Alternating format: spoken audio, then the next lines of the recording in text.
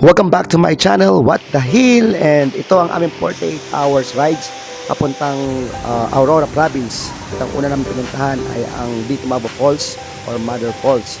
Sobrang labig ng tubig at sobrang linaw. Ang pangalawa namin pinuntahan ay ang Asapsapan Eco Park Resort. At dito sobrang ganda at lawak ng beach na to, and mapino rin ng buhangin at mababaw lang siya. Kahit na malayo na yung napunta mo, sobrang babaw pa rin. So ang pangatlong pinuntahan namin naman ay ang Tibu Tidal Pool, kung saan dito iba naman, sa bungad pa lang ay malalim na agad ang dagat. Pero ang kagandahan naman dito ay maraming rock formation tulad niyan, at marami ring mga corals, at may mga maliliit na isda na ipon dyan sa may tidal pool na yan. Tara, samahan nyo kung ikutin ang probinsya ng Aurora. Let's go! Una naming stopover ay ang San Miguel, Bulacan. At ang pangalawa naman dito sa may Canili Trail. Diyan kami unang kumain. Then after nyan, ang third stopover namin ay sa may Canili Dam.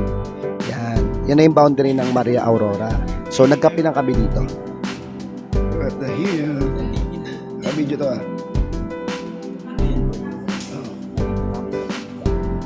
Sa Pamili Dam na.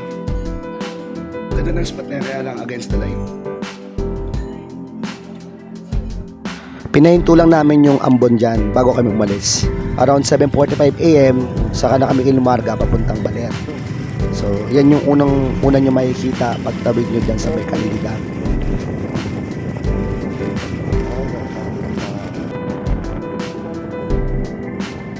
So, syempre, hindi natin maiiwasan, may mga checkpoint dyan for security purposes. Magugustuhan nyo yung rides dyan kasi sobrang ganda ng daanan. Naka-espalto karamihan ng nadaanan namin. Kaya chill na kami. And around 9:15 in the morning, dumating kami sa Baler at dumiretso agad kami sa Francien. Yan. Around 9:45, nandiyan kami sa may tapat ng Sabang Beach. And natulog kami ng around 3 hours. And after that, mga 2, pumunta na kami sa Mother Falls. Ayan. Buti nakaabot pa kami kasi around 3:30 pala ang closing nila. Alas 3 dumating kami. And kami yung pinakahuling guest na umakyat. Abot pa. Alas 3 pa lang. Di ba?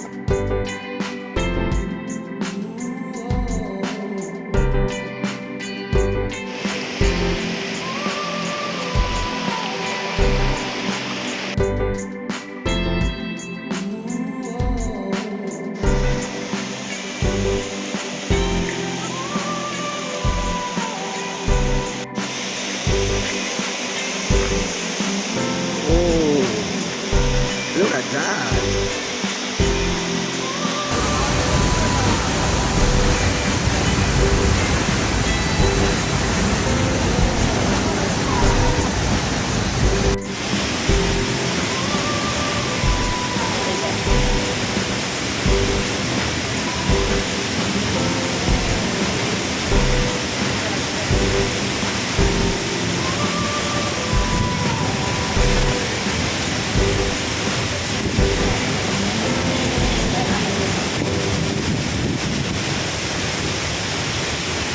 So after Ayan, namin dito. dyan sa Mother Falls, diretso kami Alright. sa Polio Direction. Tuwan. 250 lang yan. So, sobrang soft na kami dyan. At siya, malapit sa Mercury. After dyan, dumiretso na kami sa Francien, Patulog, kasi Mata. Basta habang pagsabi. So yan yung makikita natin sa Sabang Beach. Alas 8 wala na yun ang Kasi mga parang kasyalan niya. tambay lang.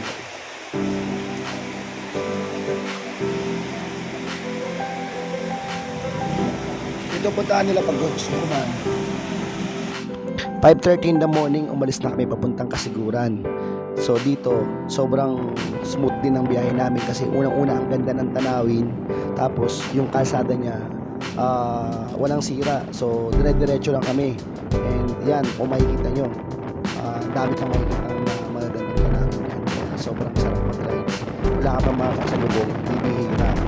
And papuntang Kasiguran, mga laptong bundok. Welcome to Kasiguran. Dumating na nga kami dyan sa Kasiguran. Picture syempre, hindi mawawala yan. Una namin pinuntahan dyan sa Kasiguran ay ang Kasapsapan Eco Park Resort.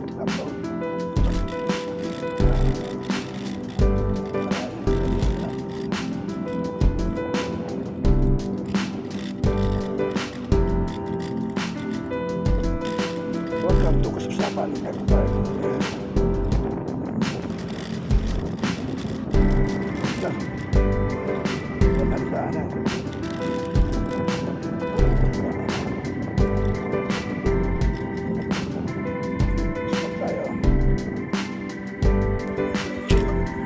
Tatlo. Transfer lang po, sir. Ha? Ano po? Transfer lang. Magkano isa? 20. Tatlo kami. Mabilis lang kami. 1 hour lang. Ha? Kill po. Yung GIL. sa lugar po kayo, sir. Ha? Tagig. Doon? Okay. Isa tapat ng bahay? Tapat ng kubo?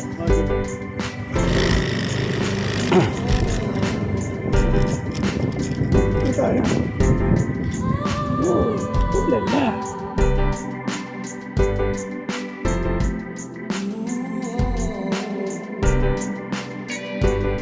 So, syempre, picture-picture muna kami dyan. And then, naligo na din ako dyan.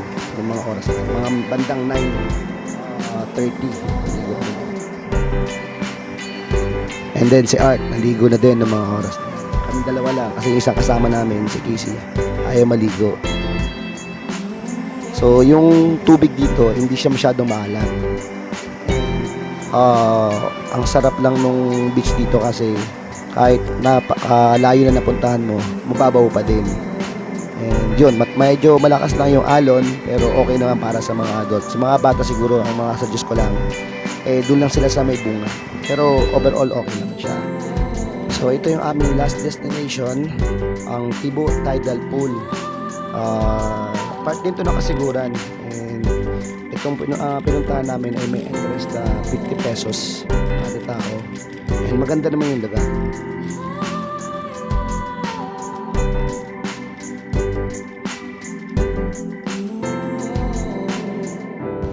Iba naman ang kayang i-offer ng beach na to dahil sa ganda ng scenery niya at saka mga rock formation at corals. Kaya lang, ang downside, hindi ka basta-basta pwedeng maligo dahil sa sobrang lakas ng alon. Pag naligo ka dyan, sigurado, kwento ka na lang. Ang pwede mong paliguan dito ay yung part na may pool. Yan, sa part na yan. Kasi may mga harang yung mga alon ng mga rock formation. Kaya, Lalim yung pre. yan, medyo dyan lang kayo pwedeng lumuhoy. Pero malalim yan ha. Nagpas tao yung pool na yan. So, goods na goods pa rin yan.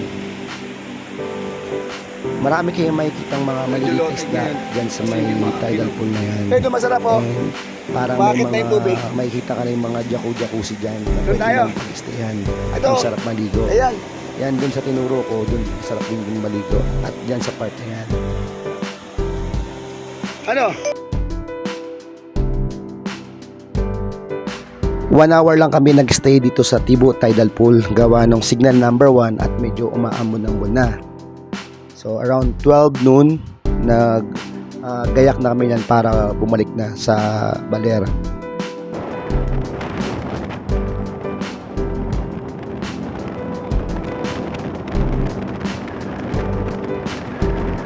Mas mabilis yung pag-uwi namin dito gawa ng nakabisado na namin yung bundok tsaka yung daanan. Kahit yung banking medyo nagamay na namin kaya mas mabilis na. Around 3:30 PM or 3 nakauwi na kami yan. And syempre dumiretso na kami sa Eat All You Can again para kumain. Kaya 250 pesos lang kasi kaya sulit na. Ang dami pa tayo yan. So 6 PM umidlip kami and 9 PM gumising na kami gawa ng merong typhoon warning. And pagbalik namin syempre sa mga stopover namin kumain kami sa McDo and Jollibee. So thank you for watching.